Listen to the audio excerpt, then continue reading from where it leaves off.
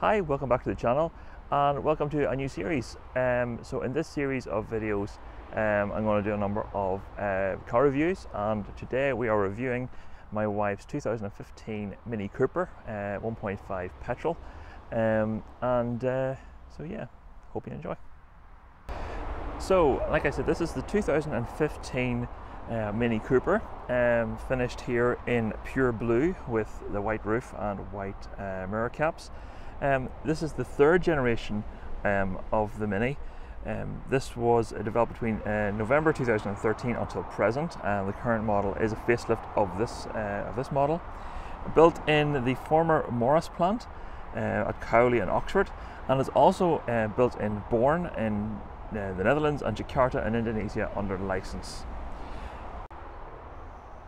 Exterior wise, this generation 3 MINI is a lot larger than the previous generation before it, and again a lot bigger than the original MINI that this is ultimately based on. As you can see, with the higher bonnet and the larger grille there, this is all set for pedestrian safety as well, but I don't think detracts from the overall look of the car at all. It does have a reasonably long overhang at the front, very little to the rear.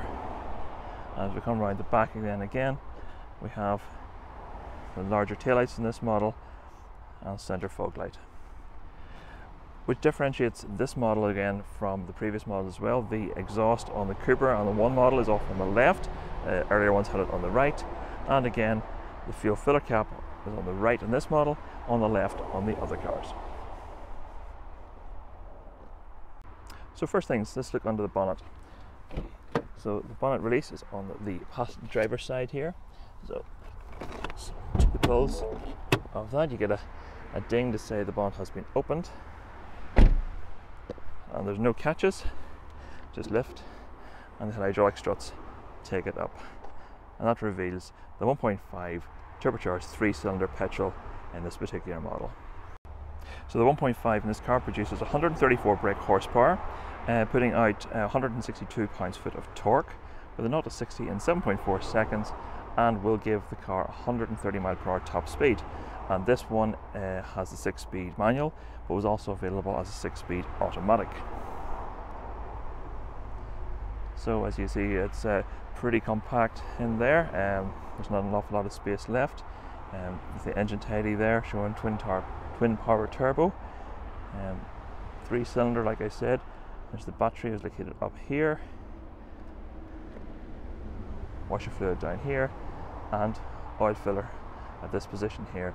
Now incidentally, this car doesn't actually have a dipstick. To check your oil level, you use the onboard computer.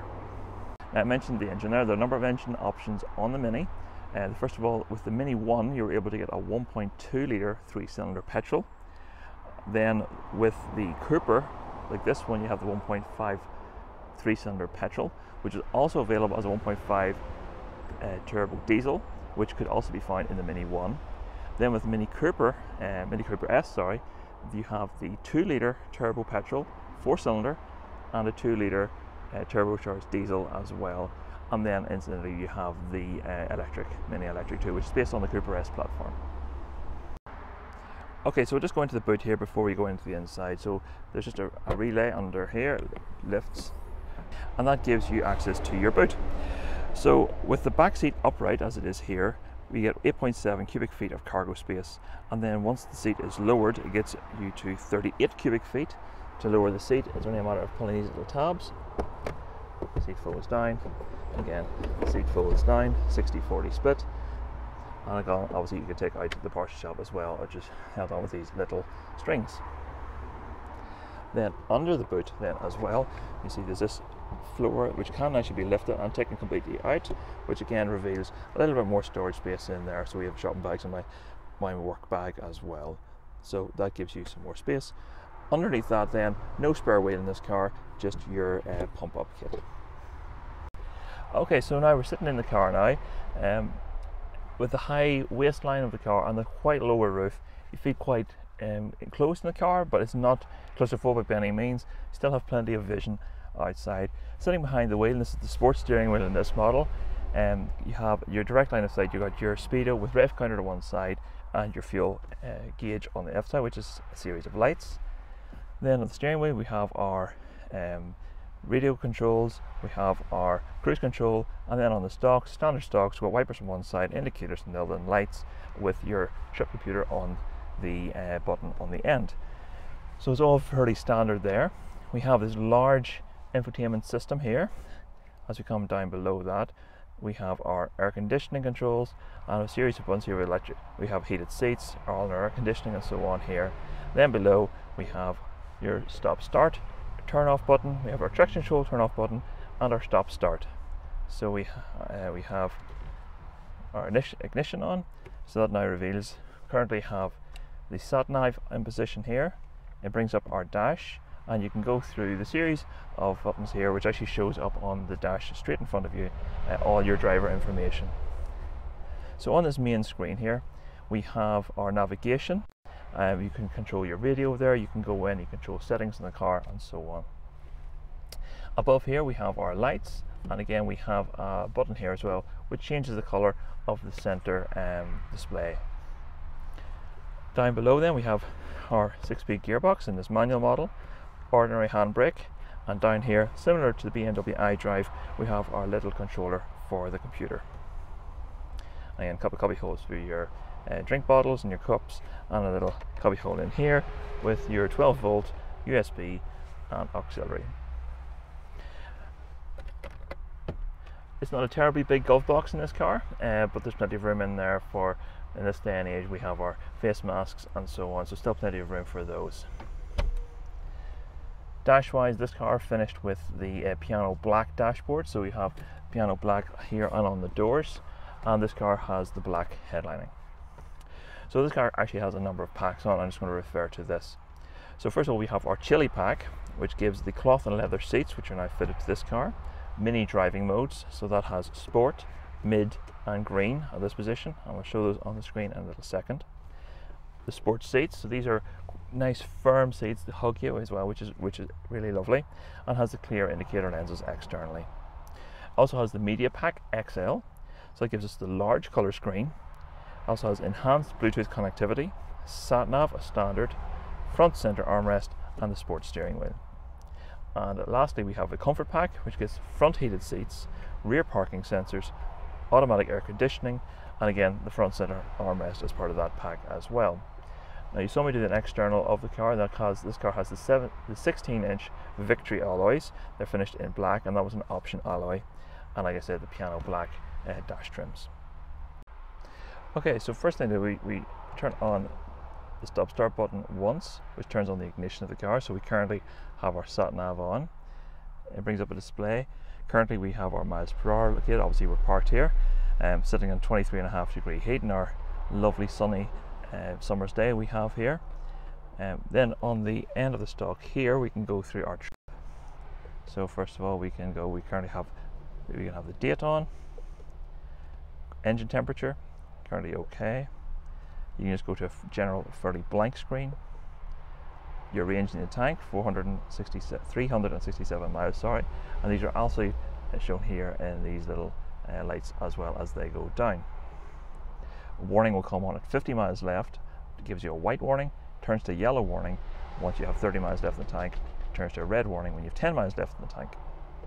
So we currently are 43.4 miles per gallon. So when we got the car 2 years ago, we reset the computer, and that's been our driving for the last 2 years. So quite good as well. Obviously our current miles per gallon, which we're not doing at the moment. Average, we've done 31.1 miles per hour since we bought the car, and back round to speed, which will then jump up to a larger one once it settles. As in here we have our controls for basically for the computer, for volume control, so on. We have our cruise control here, and then obviously we have our light switches here, and we have our wipers at this point, and auto wipers in this car as well, so using the auto point. Also we have auto lights at this point, so we're currently setting to auto, and then hard to see actually, which actually not in a great position, we have our fog light switches here, so that wouldn't be the best place for them here. Again, in the door we have our electric windows, electric mirrors, and in this car we have we can fold the mirrors, as you can see. And they also have a folding system on the far side. When you put the car into reverse, it will tilt the mirror. If we just do a test of this, start the car, put it into reverse, as you can see, the mirror tips down so you can actually see the rear wheel of the car. Turn the car off again, as you can see, it goes back up again. On the center display we have this ring.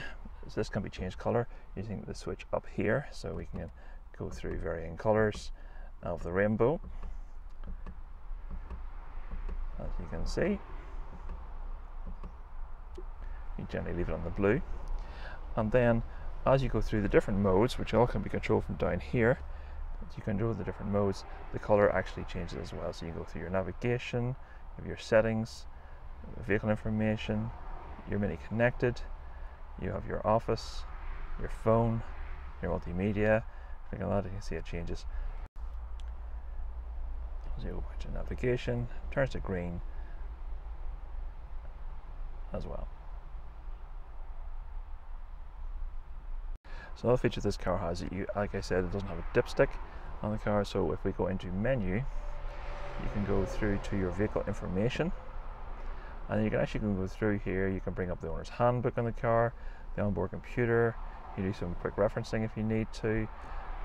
There's your trip computer and the vehicle status, so that you can bring up and you can check your tire pressures. You can check your engine oil level at this point, so you can check oil level. You can, obviously, your car has to be turned on to be doing any of these things. So things up your service, and you can do a full check of the car as well for any faults. So just go back to navigation. The rear of the car is not great it is a small car. To access it, there's an awkward switch to get to it here. There's a lever, slide the seats forward. It's going to be fine. It's two-seater only. It does have ISOFIX. We have tried our child's ISOFIX seat base into it, which fits fine, but just getting the seat in through this little space here is quite difficult. And incidentally, the boot as well, although it's quite small, we can actually fit a pram in there, so I'm not going to get in there to demonstrate. Okay, so last thing to do is take her for a drive. So foot in the clutch, hit the starter button, and we go. And that little 3-cylinder gives a lovely little purr.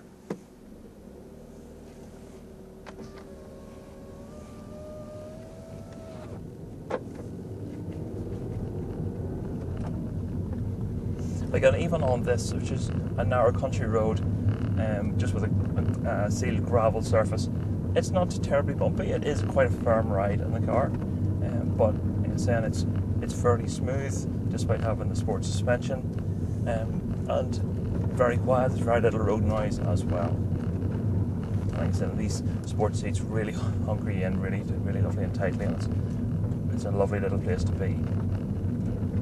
The only really downside I have with driving the car is just that the centre console here is quite wide and does encroach a little bit on foot space on the left hand side. So just with my sitting position, I do find my left leg will touch the centre console quite often there, and maybe on a long journey that might be a bit of an issue, but generally speaking, it's not something that I'd be terribly worried about.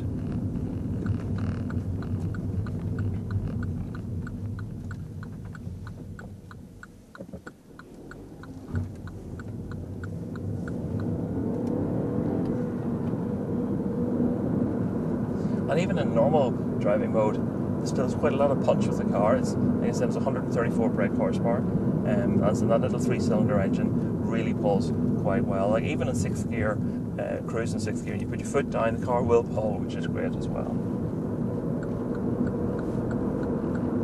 Right onto the dual carriageway. To get up to speed. Now I'm sitting now cruising at 70 miles per hour. In 6th gear, and the car's still lovely and quiet. You can easily have a conversation in the car. We're only cruising at just over 2,000 RPM as well, and like again said, very little road noise coming from the tyres.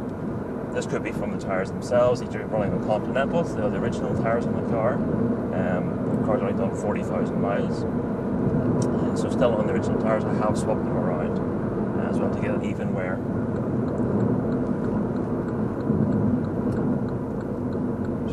roundabout and we'll head back up again.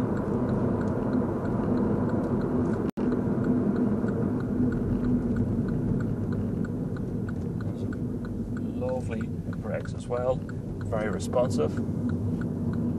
The clutch is heavy, but it's not too heavy to be annoying as well, and all the switch gear, the indicator switches and so on, very nice to the touch, and really good build quality as well. So even plenty of good get up and go there, even just in normal mode. We can switch it over to sport mode. It stiffens up the steering a little bit, and it changes the timing, I believe, and gives the car a little bit more of a punch as well. Like I said, I'm cruising here, I'm doing 65 miles per hour, 6th gear. I want to pass this van, just foot down, and just start pulling away, which is very lovely. It's very responsive. And the gear change, it's a quite a sporty little gearbox, quite close ratio as well, so no complaints there.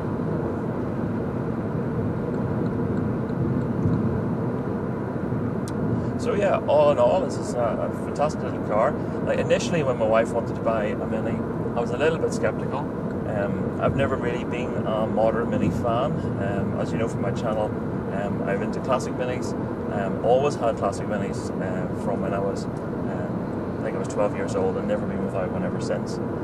So when the new Mini came out, I wasn't initially really switched on with them. I liked them initially, but I have had some experience of the Generation 2 model, which I find the build quality wasn't there, and maybe the reliability wasn't there either. Maybe there's not a particular car that I had some experience with, but that kind of maybe put me off Minis a little bit again. So, but whenever we got the car, we started driving it, and I'm driving it now as our daily driver, as my wife needs a bigger car with our little boy, but I find this to be a fantastic little car to drive, and I don't think we would be without it now.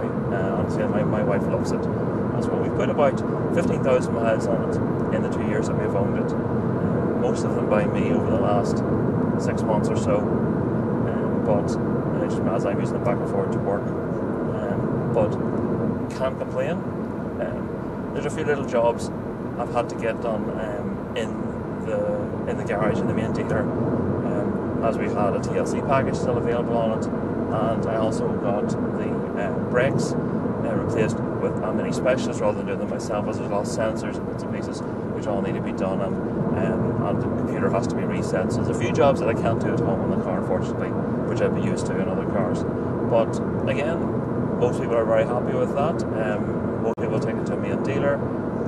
All the service history is on the car, it's saved on the computer, so the car will always have full service history if we ever did go to sell it as well. So, and yeah, there's so many settings and things that you can play with on the screen as well, so you can tailor your car exactly to your own tastes.